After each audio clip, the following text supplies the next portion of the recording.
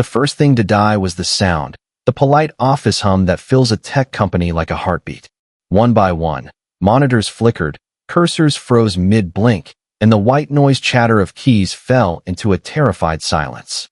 Victoria Hale, the white woman CEO who'd shepherded Halespan from a cramped apartment to a global cloud backbone, stood in a glass room that suddenly felt like a fishbowl. Outside, 3,000 livelihoods waited for her next breath. Inside, phones lit up with breaking alerts, breached contracts, and a stock price buckling like scaffolding in a storm. "It's not just us," her COO whispered, voice shrunk by fear. "Hospitals, banks, logistics, everyone tied to our fabric is down." For a woman trained to turn panic into decisions, Victoria felt a new sensation, the delicate snap of hope inside her chest. They brought in experts like firefighters rushing toward a refinery blaze, credentialed, confident, expensive. A former government cyber lead. A famous professor whose book Victoria had underlined to pass her graduate systems exam. A legendary consultant whose rate card alone could buy a house. Each carried instruments and acronyms that, for once, meant nothing. The company's heart wouldn't restart. Victoria's voice was steady but low. "We need answers within the hour. I want scenarios, not theories." And yet by nightfall, their war room smelled of burnt coffee and failure. Every map of the network looked like a city in blackout. Every contingency plan ended in the same cul-de-sac, corrupted backups. The word nobody dared say, bankruptcy, started knocking around the room like a fly you can't swat. Through those hours, Maria, the night cleaner, moved like a soft wind, replacing paper towels, emptying bins, whispering apologies as she skirted power strips and tangled cords. No one noticed her son, a quiet black kid with careful eyes, waiting with a respectful stillness that made him seem smaller. He loved visiting the office on Maria's longest shift. He liked the way the building felt after dark, like a secret. Tonight, though, the secret felt like grief. He watched adults orbit the same dead star. He read the room the way he read code, by pattern. And the pattern was despair. "Stop." It was the head consultant, slapping his laptop shut. "We're done. Whatever this isn't a normal incident. The fundamentals are gone." Chairs creaked. Someone cursed into their sleeve. Victoria closed her eyes. 12 years, she thought. 12 years and 100,000 micro-choices. Who to hire, what to ship, when to pivot, and it ends in a single helpless night. She started to say the words that would signal the long fall, begin the dissolution protocol, when a small, careful voice tried to rise and then shrank back. No one heard it. No one but Maria. "Excuse me," the boy said again, steadier this time. "Could I look?" Every head turned as if a bird had flown in through the glass. "We've hired the best," someone chuckled, with a kindness that sounded like closing a door. "I know," the boy said. "Sometimes the best miss the easy thing." The room went still. He didn't fidget. He didn't brag. He just met their skepticism the way you meet a stray dog. Hand open, palm up. 5 minutes, Victoria said, surprising herself. "We'll take 5 minutes from the end and give them to you." He slid into her chair like he'd borrowed a grown-up's coat, feet not quite reaching the floor, and asked for the oldest logs they had. Not the latest dashboards, not the fancy visualizers, but the raw grains of truth, text files older than hype. He scrolled with a patience that embarrassed the room. 37 seconds later, he stopped. "Here," he murmured, pointing to a buried line in a legacy function, a part of the code no one had touched in years because nothing breaks until it does. "That's a colon, not a semicolon." A laugh broke out, then vanished when the professor leaned in, then the consultant, then Victoria. The line had been copied months ago from a snippet that assumed a different context. Under heavy load, the wrong punctuation called the wrong behavior, and the wrong behavior knocked the first domino. He fixed one character and pressed enter. It felt like the first breath after a held-under wave. Screens blinked to life. Subsystems shook off the dust of failure. The status wall, red as a nosebleed for 20 hours, turned incremental greens, cautious as dawn. In the glass box, grown adults stared at a 10-year-old with the focused awe you reserve for miracles you didn't pray for. He smiled, small, shy, the smile of someone who loves when things work. "Happens to me all the time," he said. "You chase dragons, and it's just a comma." Relief hit so hard that people cried, quietly, into sleeves and elbows. But the boy's face had shifted. He was reading again, faster now. "Something else is wrong," he said in a voice that made everyone, even the consultant, step closer. While it was broken, someone was here. He opened a view of access trails, showing footprints where there should have been none, timed pulls of customer records, stealth withdrawals, tiny trickles turned river. This wasn't just a crash. Somebody planted the tripwire, then came shopping during the blackout. The room chilled. The resurrection had ended the funeral.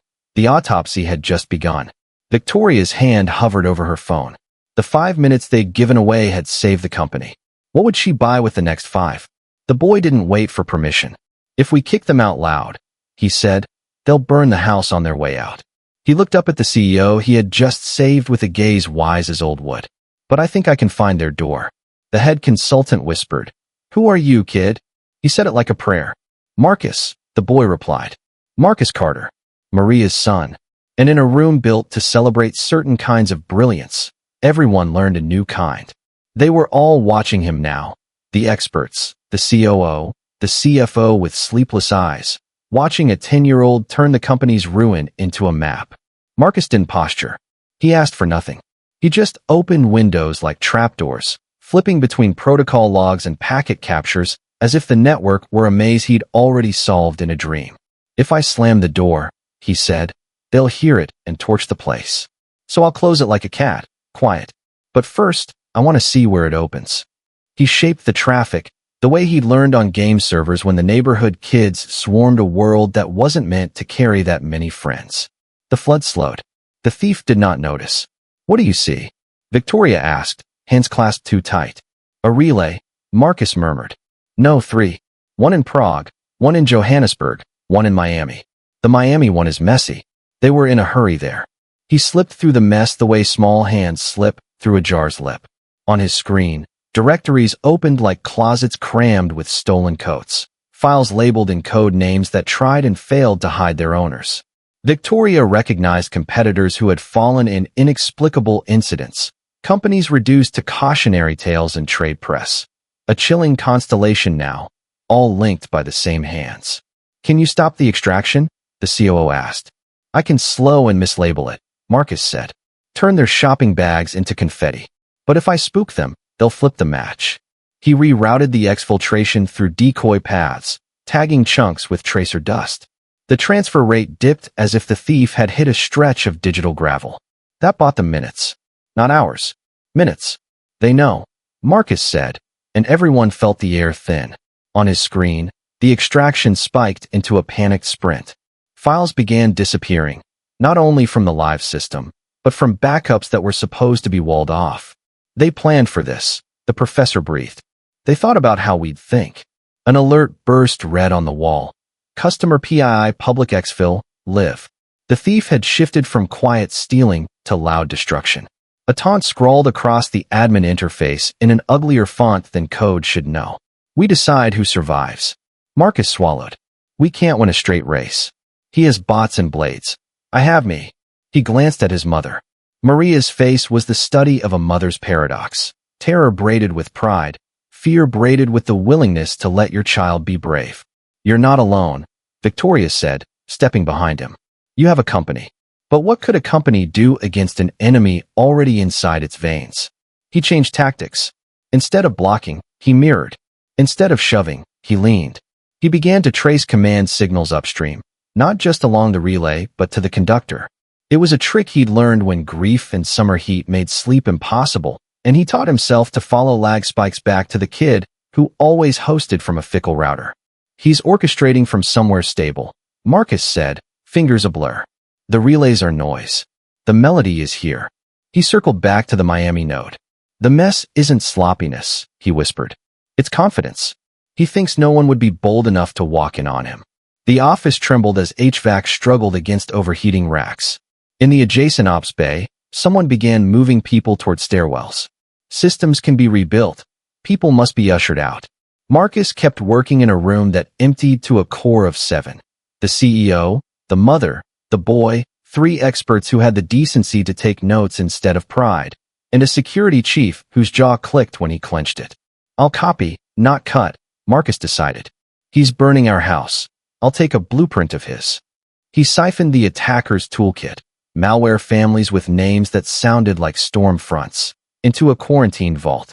Learning what he uses will help others, he said matter-of-factly, like a kid handing you a grocery list. The professor blinked tears she blamed on eye strain. Then the attacker made a mistake that wasn't, at first, a mistake. The taunt changed tone. Who are you? It demanded in hard caps, sent across a channel meant only for commands. The consultant whispered, don't answer. Marcus didn't. He traced the channel itself. A thread opened. An IP. A host. A building. A floor. A room. The Miami relay belonged to a commercial colocation center. Inside it, a leased cage. Inside the cage, a man with a walled-off life and a burning grievance. The security chief exhaled slowly. We have him, he said. We have a place a badge can touch. Marcus tilted his head as if listening to weather through a window. He's not alone, he said. There's coordination. Money behind it. The way the scripts are packaged, someone paid for cleanliness.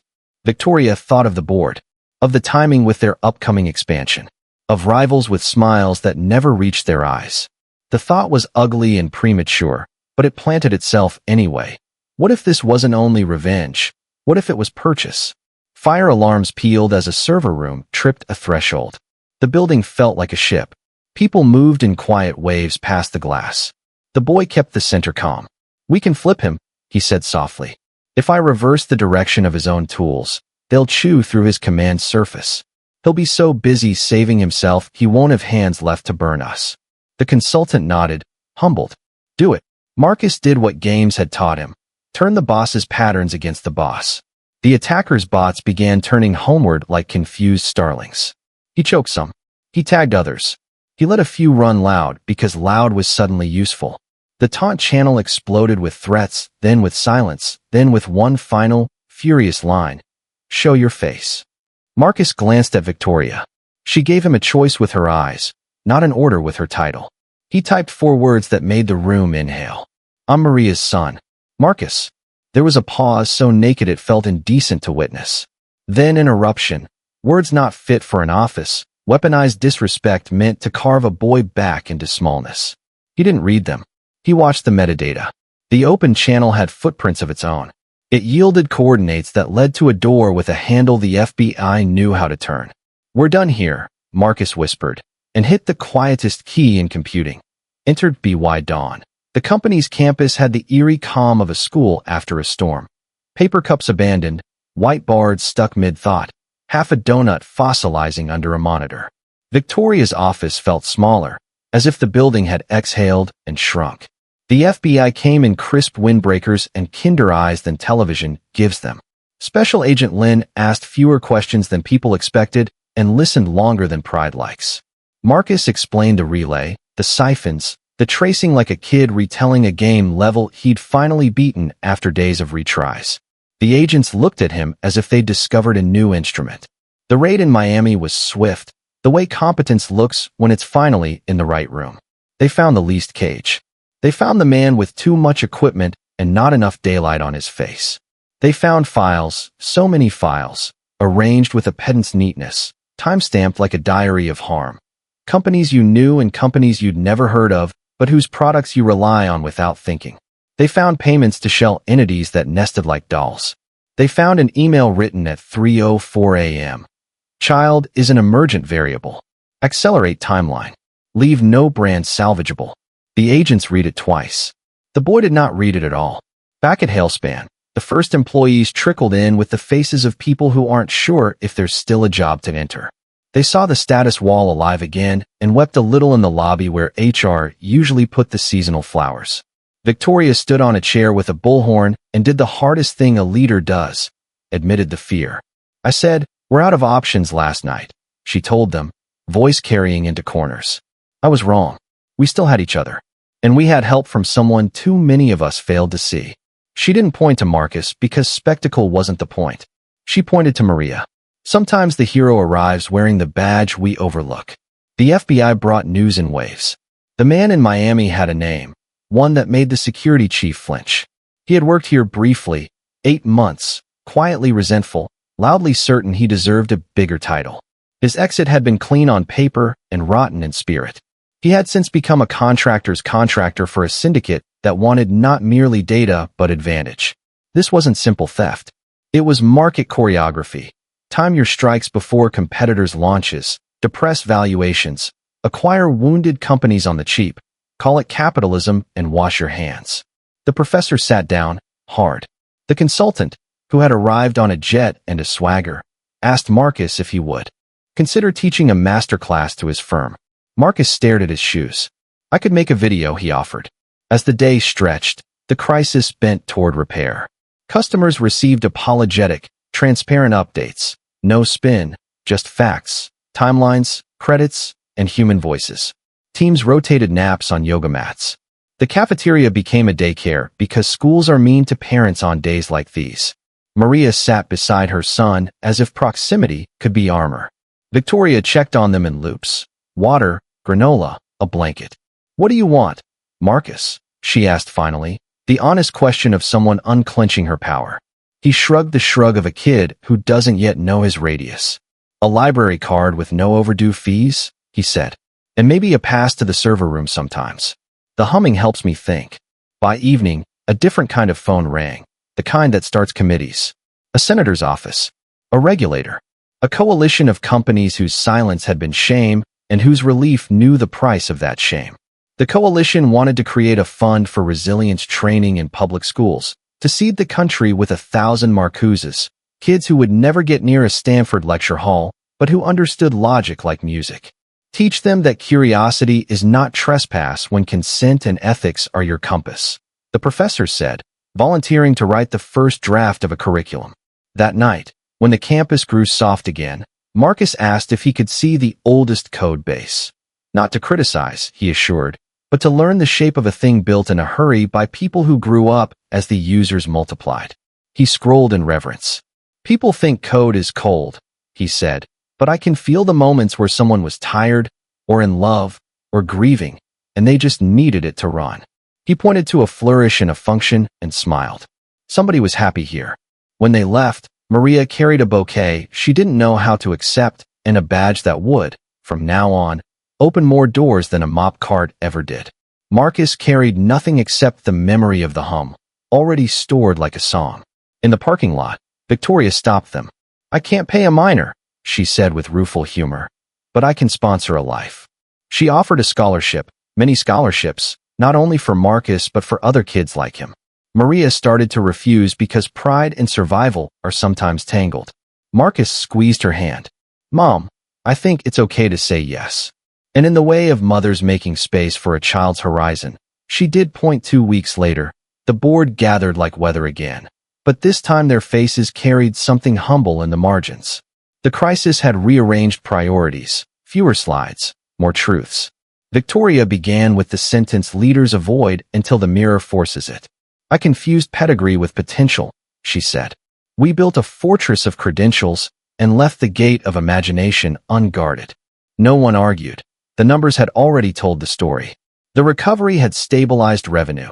The transparency had softened the lawsuits. The FBI's arrests had shifted the narrative from reckless company to wounded target that fought back. But the rebuilding demanded more than patches. It demanded culture. They announced a new initiative with a name that meant more than branding. Open Eyes. Apprenticeships paid like dignity, not like charity. A rotating council of frontline workers, custodians, receptionists, cafeteria staff, sat monthly with engineering leads to ask questions no resume had ever trained them to ask. A pipeline of neighborhood schools brought kids into the lab every Saturday to break things and then make them better. We can't afford this, the CFO said initially. We can't afford not to, Victoria answered, and for once finance nodded before risk did. Marcus became a fixture without becoming a mascot. He attended school, because Maria said non-negotiable, and spent a few afternoons a week in a lab that hummed like contentment. He wore a visitor lanyard even after they offered him a platinum badge. Rules mattered because rules keep kids safe when rooms fill with adults who forget how large they are. He ran small sessions on reading logs the way you read weather. He taught engineers 3 new ways to love a text file. The famous consultant sat in the front row and asked questions with a pencil, not a swagger. One board member bristled privately. He'd been the loudest voice insisting that the company's image required someone like him at the helm. Slick, pedigreed, an echo of old success. He didn't like that the hero of their survival story didn't look like the hero of a brochure. He didn't like the way customers asked to meet Maria after they met Victoria. He didn't like that humility played better on camera than practiced certainty. He scheduled a call with a rival fund that liked buying undermanaged assets. The word undermanaged is often a code. He said it like one. The next test came not as a hack, but as a choice. A disgruntled enterprise client demanded indemnification beyond fairness. Eat our risk or lose our business. In the old days, fear would have signed. Now, Victoria asked a new counsel to join the meeting. Legal, yes, but also a nurse from a client hospital, a local grocer whose payment processing depended on Hailspan uptime, an 8th grade teacher who ran a coding club whose app sat on their free tier, and Maria, who had learned more about trust than anyone in the room. They debated not only liability, but responsibility. If we accept their demand and later a blow hits elsewhere, who will carry it? The grocer asked. People like me, Maria said. People who can't pass cost along. They counteroffered a different indemnity, one that shared risk proportionally to influence and included a public pledge of joint transparency in outages. The client balked. Then, because the wind had shifted and reputation is a currency, the client signed. In the after email, the contact wrote, "It feels strange to admit, but I trusted your cleaning manager's voice more than your lawyer's." Titles, it turned out, had lost some power, earned authority had gained it. The bristling board member tightened his timeline. He leaked a skewed memo to a reporter who liked clicks more than truth, painting the company's new culture as amateur hour, implying that a child now ran production. The story sloshed through the web in that ugly way half-truths do. Victoria scheduled a live stream, sat with Maria and Marcus at a table without logos, and told the story like a campfire. How a mistake in punctuation nearly toppled a company. How a kid saved a city's hospital's morning rounds. How a mother had always saved a company's nights. The stream trended not because of drama, but because of tone. No spin, no smear, just names and thanks and the quiet assertion that respect is cheaper than lawsuits and richer than margins. The board member resigned a week later to pursue other opportunities. People don't always face courtroom karma. Sometimes their consequences are smaller. Fewer calls returned, fewer rooms that pretend to need your opinions. When the stream ended, Marcus asked the question kids ask when the noise recedes. Are we okay? Victoria didn't say the adult lie, of course. She said, we're learning how to be. And that, somehow, steadied him more. The story traveled. A school in Detroit wrote to say their 8th graders had watched the live stream and started a log reading club. A co-op in Tulsa asked for the tracing script Marcus had generalized and open-sourced under a license that read, in his words, "Don't use this to be mean." A hospital in Phoenix sent a thank you card signed by a neonatal unit that didn't have to reschedule a batch of discharges because systems came back in time. In a year, the Open Eyes program placed 200 apprentices in roles that would have otherwise required degrees they could not afford. Many washed out because work is hard and life is harder. Many stayed. One of them, a former line cook who could smell a race condition like burning garlic, caught a rare deadlock in a payment system before it reached production. He got a bonus and a bigger thing, the belief that he belonged. The FBI invited Marcus and the professor to speak at a cross-agency seminar on pattern intuition, the capacity to see shape where others see static. Marcus, in a shirt with a collar he kept tugging because collars feel like rules, showed how he reads logs like a comic book, with voices and timing. He used metaphors instead of math because metaphors are a bridge more people can cross.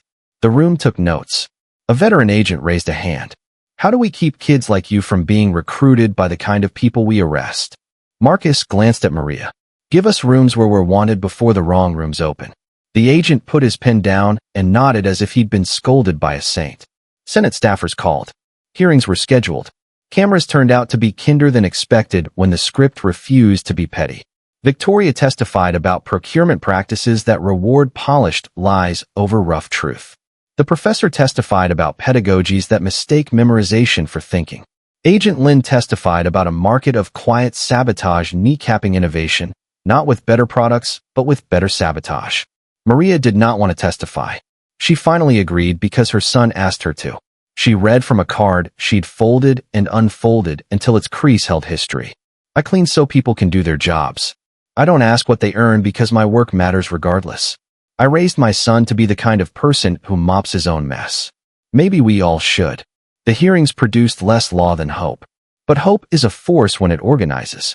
Coalitions formed to standardize breach transparency. Insurers updated models to reward ethics, not just opacity. The market doesn't change its stripes, but sometimes it trims its claws. In classrooms that had never heard of Hailspan, kids learned the sentence that had saved a network. Sometimes the problem is a simple thing your ego trips over. Teachers taped it above whiteboards. You could do worse. At home, nights were still nights. Maria worked one job instead of two because the scholarship covered enough.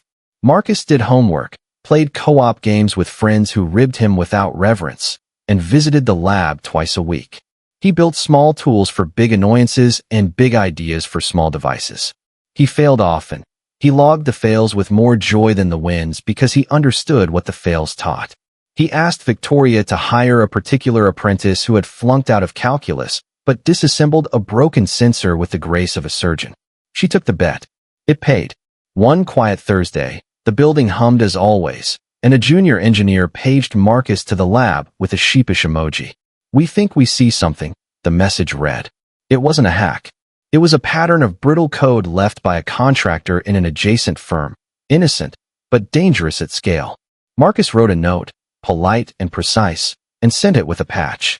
He signed it. M. Carter, apprentice log reader.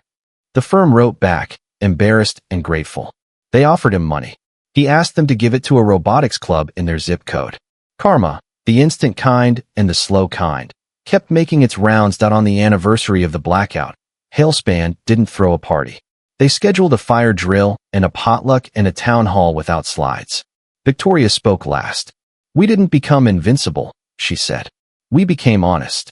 She turned, gestured to the front row. "Our story gets told like a fairy tale sometimes. A white CEO saved by a black maid son. But the truth is better. We were saved by respect arriving late and then refusing to leave." She invited Maria to the mic. Maria shook her head, then stood anyway, because growth feels like standing when you'd rather sit. "A building is only as clean as the corners you ignore," she said. "Turns out that's true for code, too."